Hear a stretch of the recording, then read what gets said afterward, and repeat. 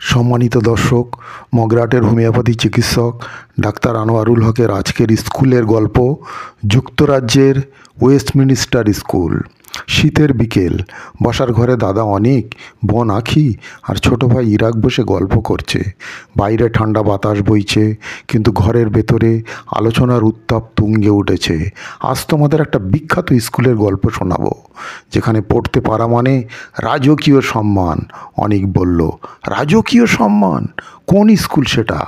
আঁখি কৌতূহলী হয়ে জিজ্ঞাসা করলো। ওয়েস্টমিনিস্টার স্কুল, যুক্তরাজ্যের অন্যতম প্রাচীন এবং অভিজাত স্কুল। আচ্ছা, এই স্কুলটা এত বিখ্যাত কেন? ইরাক জানতে চাইল। অনেক হাসল।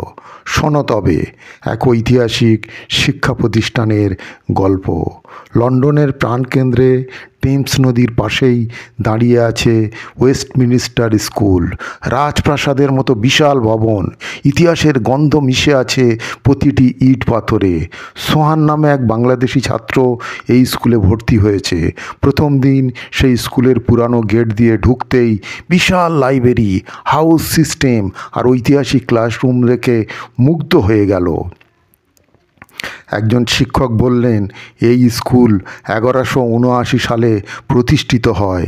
ব্রিটেনের অনেক প্রধানমন্ত্রী, বিজ্ঞানী, লেখক এখান থেকে পড়াশোনা করেছেন। সোহানের মনে কৌতূহল জন্ম নিল। ক্লাসে গিয়ে সে জানল, এখানে শুধু পাঠ্য বই নয়, যুক্তিবাদী, সাহিত্য, রাজনীতি সব কিছু নিয়ে আলোচনা হয়। দুপুরের সময় এক বন্ধুকে জিজ্ঞাসা করলো, তোমরা কি সব সময় ইউনিফর্ম পরে থাকো?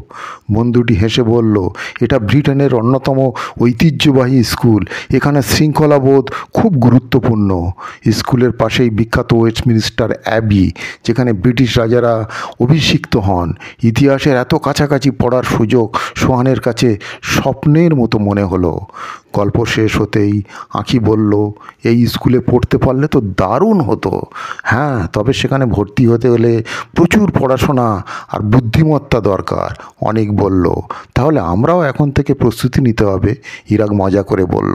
সবাই হেসে উঠল। এক সন্ধ্যার গল্প যেন তাদের ওয়েস্টমিনিস্টার স্কুলের ঐতিহাসিক পরিবেশ নিয়ে গিয়েছিল। তো সুপ্রিয় দর্শক, আজকের এই গল্প, স্কুলের গল্প যদি ভালো লেগে থাকে, এরকম গল্প প্রতিদিন পাওয়ার জন্যে চ্যানেলটিকে সাবস্ক্রাইব করে রাখতে পারেন। আর ভিডিওটিকে লাইক ও শেয়ার করুন।